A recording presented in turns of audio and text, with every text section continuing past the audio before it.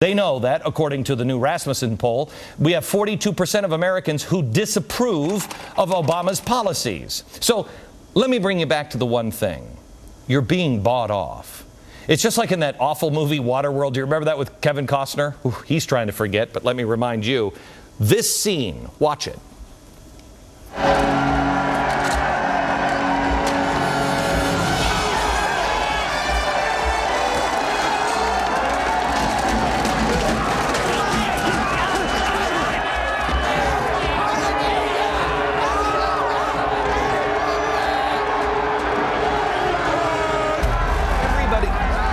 Everybody was really upset. Everybody's screaming. And what do?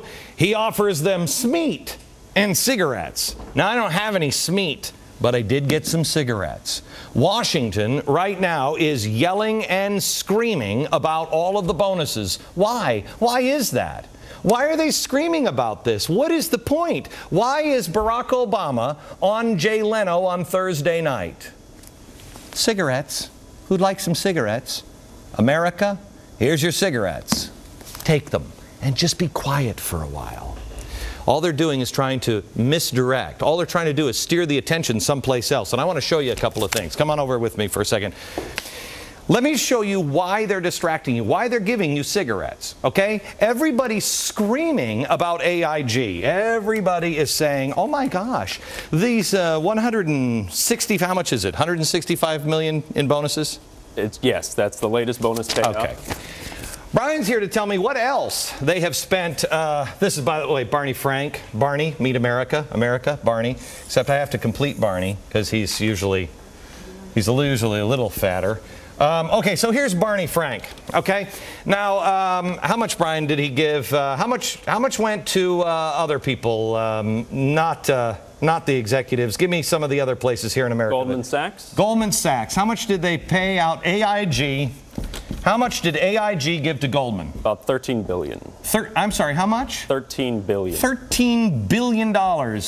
Because you're a research guy, bigger or smaller than $165 million? That's bigger. Bigger, that's what I thought. Okay, who else did they give money to? Merrill Lynch. Merrill Lynch.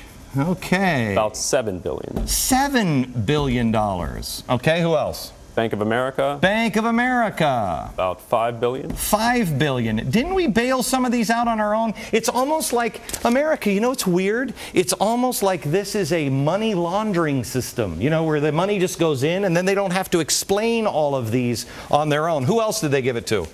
Some foreign countries or large banks in other countries. Foreign country banks. Oh, that's good. Who else? Give me the countries. United Kingdom. United Kingdom, our good friends. $13 billion. $13 billion. Germany, about 17. Wait a minute. This is taxpayer money going to Germany. How much? $17 billion. $17 billion. Who else? About $19 billion for France. $19 billion. Oh, I love the people in France. Judge, do you love the people in France? I like the food, Glenn. Like the food. You don't like the people. That's unfortunate. Who else? Anybody else? Well, Switzerland, about $5. Swiss, and I love their Swiss misses. How much? $5 billion. $5 billion. Anybody else? Well, there are a few other small countries. Why don't you give me the total? How much went to America? How much went to America about from AIG? $44 billion. $44 billion went to America. Okay, $44 billion. Brian, how much went to overseas? $62 billion about. $62 billion. Remember, everybody today is just screaming because $165 million have gone to these executives. You see, why are they doing it? They're doing it because they don't want you to pay attention to all of this. This is small potatoes, to quote Chuck Schumer. Nobody cares about that. It's all of this. They don't want you to see what's inside the fat man that just keeps shooting out free money.